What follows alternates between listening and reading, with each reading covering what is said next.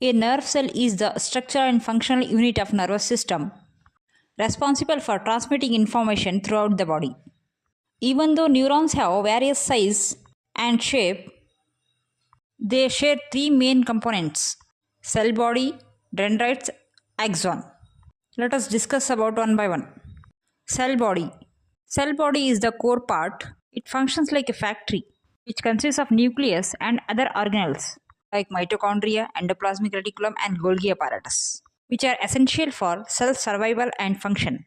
The nucleus is the house for genetic material of neuron, that is DNA. And in the cell body, neurons protein synthesis get occur. The cell body receives signals from the dendrites, whether to generate an electric impulse or not. Next part is the dendrite. These are the extensions extended from the cell body.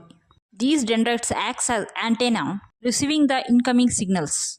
These signals are in the form of chemical messengers called neurotransmitters. These dendrites are covered with tiny extensions called dendritic spines, which are the sites for synaptic contact, where they receive information. Number of dendrites and their complexity changes according to its function, making it to receive more number of signals. Next we have axons.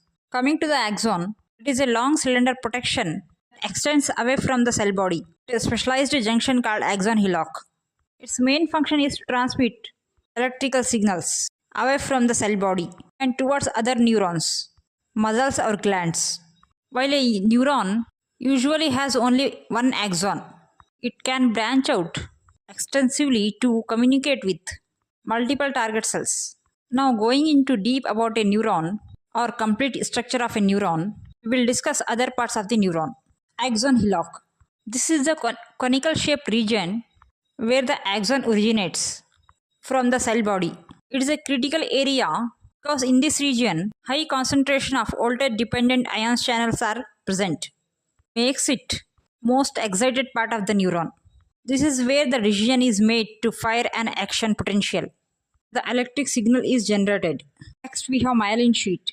Many axons, particularly in vertebrates, are covered in a fatty insulating layer called the myelin sheet. This sheet is formed by specialized cells called glial cells.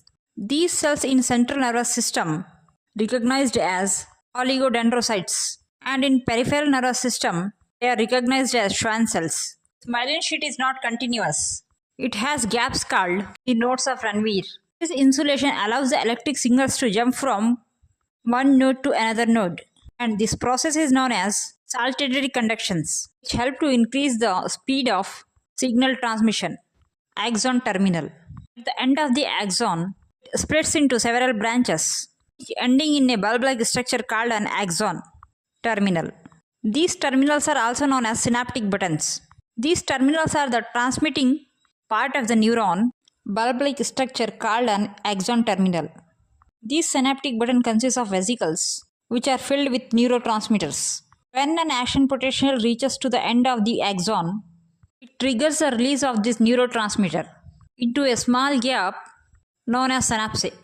Synapse is the tiny gap between the end part of one axon of one neuron and the dendrite of another. It is the site of communication between the two neurons. When neurotransmitters are released from the axon terminal of one neuron, they cross the synapse and bind to the receptors which are present on dendrites of second neuron. This binding initiates a new signal in the receiving neuron, allowing the message to be passed along the neural circuits.